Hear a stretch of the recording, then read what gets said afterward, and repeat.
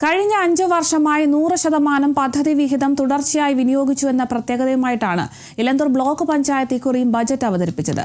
Block panchayat vice president Aji Alex ആണ് budget അവതരിപ്പിച്ചത്. പദ്ധതി വിഹിതങ്ങൾ കഴിഞ്ഞ 100% ജനങ്ങൾക്ക് വേണ്ടി വിനിയോഗിച്ച എന്നുള്ള നേട്ടവുമായിട്ടാണ് ഇലന്തൂർ ബ്ലോക്ക് പഞ്ചായത്ത് ഈ വർഷവും ബഡ്ജറ്റ് അവതരിപ്പിച്ചിട്ടുള്ളത്. കഴിഞ്ഞ 5 വർഷവുമായി ഈ നേട്ടം കൈവരിക്കുന്ന 7 ബ്ലോക്ക് പഞ്ചായത്തുകളിൽ പ്രഥമ സ്ഥാനമാണ് ഇലന്തൂർ ബ്ലോക്ക് പഞ്ചായത്തിന് ഉള്ളത്.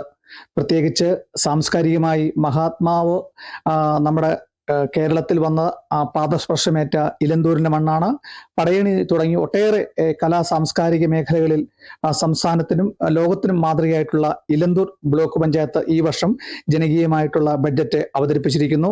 ബഡ്ജറ്റ് അവതരിപ്പിച്ചത് block panchayat vice president Aji Alex Mannas ആണ്. എന്തൊക്കെ കാര്യങ്ങളാണ് ഈ വർഷത്തെ ബഡ്ജറ്റിൽ ജനോപകാരപ്രദമായിട്ടുള്ള നീക്കിയിരിപ്പും വരവും ചെലവും ഒക്കെ പ്രതീക്ഷിക്കുന്ന ബഡ്ജറ്റ് അവതരിപ്പിച്ചിട്ടുള്ളത്? വൈസ് പ്രസിഡന്റ് നമസ്കാരം.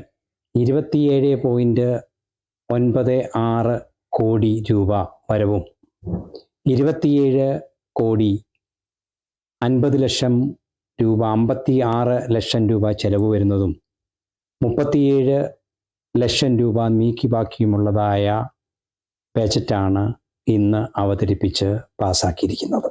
ഇലന്തൂര് 5 വർഷം കൊണ്ട് 7 ഗ്രാമപഞ്ചായത്തുകൾ ഉൾപ്പെടുന്നതായ ഇലന്തൂർ ബ്ലോക്ക് പഞ്ചായത്ത് 1 സെന്റ് സ്ഥലം പോലും തരിശു ഭൂമിയില്ലാതെ മൊത്തം പാടശേഖരങ്ങളും ഗ്രാമപഞ്ചായത്തും ബ്ലോക്ക് പഞ്ചായത്തും ജില്ലാ പഞ്ചായത്തും ഉപയോഗത്തിൽ ലഭ്യമാകുന്ന എല്ലാ ഫണ്ടുകളും ഉപയോഗിച്ച് പാടശേഖരങ്ങളെ വൃത്തിയാക്കി കൃഷിക്ക് അനുയോജ്യമാക്കുന്ന ഒരു പദ്ധതി. അതിനാണ് ഏറ്റവും പ്രാമുഖ്യം ചെയ്യുന്നത്.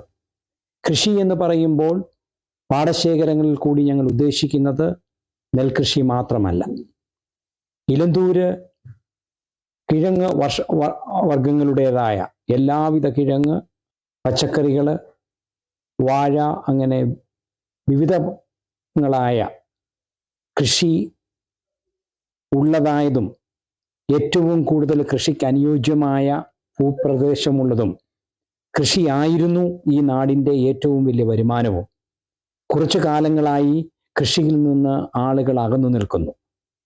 നമ്മൾ പഠനങ്ങളിൽ കൂടി മനസ്സിലാക്കുവാൻ സാധിച്ചത് പാടശേഖരങ്ങൾ വർഷങ്ങളായി കാട് കയറി ഉപയോഗമില്ലാത്തതിനാൽ ആ പാടശേഖരങ്ങൾ തയ്യാറാക്കുന്നതിനാണ് കൃഷിക്കാരന് ഏറ്റവും കൂടുതൽ ചിലവുണ്ടാകുന്നത്. ആയതിനാൽ പാടശേഖരങ്ങൾ വൃത്തിയാക്കി അനുയോജ്യമാക്കുകയും പാടശേഖരങ്ങളോട് ചേർന്നിട്ടുള്ളതായ വരമ്പുകളും ബണ്ടുകളും റോഡുകളും നിർമ്മിക്കുന്നതിനും തോടുകൾ വൃത്തിയാക്കി നീർച്ചാലുകളെ സംരക്ഷിക്കുന്നതിനും കുളങ്ങളും തോടുകളും വൃത്തിയാക്കി പാടശേഖരങ്ങൾ വൃത്തിയാക്കുന്ന പദ്ധതിയുമായിട്ടാണ് ബ്ലോക്ക് പഞ്ചായത്ത് ഗ്രാമപഞ്ചായത്തുകളോട് യോജിച്ച് വിഹിതം നൽകി ചെയ്യുവാൻ ആഗ്രഹിക്കുന്നത്. 1. 2. ഇലന്തൂരിനെ സംബന്ധിച്ചിടത്തോളം വയോജനങ്ങൾ വർദ്ധിച്ചു കൊണ്ടുവരുന്നു. വയോജനങ്ങൾക്കായി അവർക്ക് സമയം ചെലവഴിക്കുവാനോ അവർക്കൊന്നിരിക്കുവാനോ വർത്തമാനം പറയുവാനോ അവരുടെ സ്വപ്നങ്ങൾ ചിറകഴിക്കുവാനോ ഉള്ളതായ ഇടങ്ങളില്ല. എല്ലാ ഗ്രാമപഞ്ചായത്തുകളിലും വയോജനങ്ങൾക്കായിട്ടുള്ള ഇടം.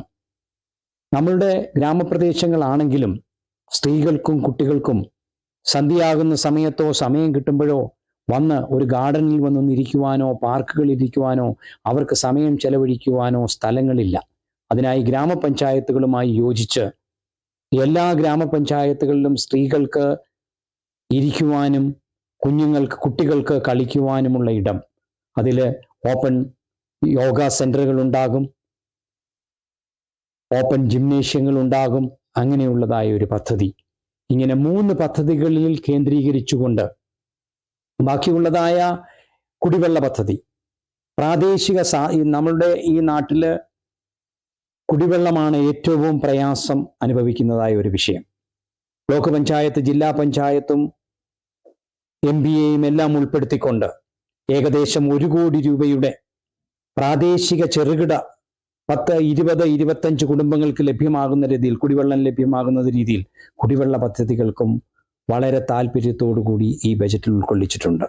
പട്ടികജാതി വർഗ വികസനം, പട്ടികജാതി വികസനം, ഇങ്ങനെ മെഡിക്കൽ ലൈനിൽ ഇനി അടുത്തതായിട്ട് നമ്മളൊരു കാര്യം ചെയ്യുവാൻ പോകുന്നത് ഈ ബജറ്റിൽ പഠനത്തിനായി പൈസ മാറ്റിവെച്ചിരിക്കുന്നു. ഇലന്തൂരിൻ്റെ പ്രദേശങ്ങളിലും ജനനിബിഡമായ സ്ഥലങ്ങളിൽ സ്ഥിരമായി ഉണ്ടാകുന്ന രോഗങ്ങൾ സീസണലായി വീണ്ടും തിരികെ വരുന്നു. എന്തുകൊണ്ട് ഈ രോഗങ്ങൾ ഉണ്ടാകുന്ന കാരണം എന്താണ്, അതിൻ്റെ ഉറവിടം എന്താണെന്ന് പഠിക്കുന്നതിന് വേണ്ടി വിദഗ്ധരെ കൊണ്ടുവന്ന് പഠനങ്ങൾ നടത്തുന്നതിന് വേണ്ടിയും പദ്ധതി മാറ്റിവെച്ചിട്ടുണ്ട്. അങ്ങനെ എല്ലാ രീതിയിലും ജനങ്ങൾക്ക് പ്രയോജനകരമാകുന്ന ഒരു പദ്ധതിയുമായിട്ടാണ് മുമ്പോട്ട് പോകുന്നത്. 2030 കാലഘട്ടത്തിലേക്ക് എത്തുമ്പോൾ 100% 1 സെന്റ് ഭൂമി പോലും തരിശില്ലാത്ത ബ്ലോക്ക് പഞ്ചായത്ത് എന്നുള്ള പേര് കേരളത്തിലെ 1ാമത്തെ ബ്ലോക്ക് പഞ്ചായത്താകുന്നതിന് വേണ്ടിയാണ് ഈ ഭരണസമിതി ഊന്നൽ നൽകിയിരിക്കുന്നത്. അതുമായിട്ടുള്ളതായ ബജറ്റുമായിട്ടാണ് ഞങ്ങൾ മുന്നോട്ട് പോകുന്നത്. Thank you. മഹാത്മാ ഗാന്ധി അദ്ദേഹത്തിൻ്റെ പാദസ്പർശം കൊണ്ട് പുണ്യമായ ഈ ഇലന്തൂരിൽ ഒട്ടേറെ സാംസ്കാരിക നായകർക്ക് ജന്മം കൊടുത്ത ഒരു സ്ഥലം കൂടിയാണ്. ഇപ്പോൾ പത്മഭൂഷൺ കൂടി ലഭിച്ചിട്ടുള്ള വിശ്വവിഖ്യാതനായ നടൻ മോഹൻലാലിൻ്റെ ജന്മസ്ഥലം, സ്വാതന്ത്ര്യസമര സേനാനി കെ കുമാർജിയുടെ സ്ഥലം, ഒട്ടേറെ നല്ല സിനിമകൾ മലയാളത്തിന് സമ്മാനിച്ച ഗാന്ധിമതി ബാലൻ ജനിച്ച സ്ഥലം.